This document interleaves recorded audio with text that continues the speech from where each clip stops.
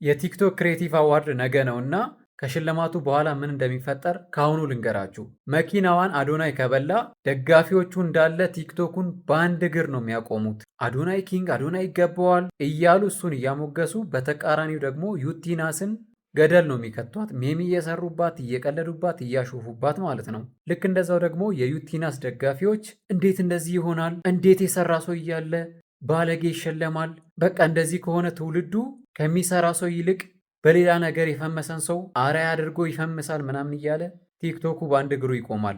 ልክ እንደዛው ደግሞ ዩቲናስ ሽልማቱን ከበላችው ቲክቶኩ በድጋሜ በአንድ እግሩ ይቆማል። የአዶናይ ደጋፊዎች ቮቱ ተጭበርብሯል፣ እንደዚህ መሆን አልነበረበትም፣ ሸላሚዎችን እንገላችኋለን፣ ሲጀምር አዶናይ ከዚህ በላይ ነው የሚገባው፣ እቺ ሌባ ምናምን እያሉ ቀውጥ ያደርጉታል። የዩቲናስ ደጋፊዎች ደግሞ በስተመጨረሻም የሰራ ሰው አሸነፈ፣ ይገባታል፣ በተሳደበ ሳይሆን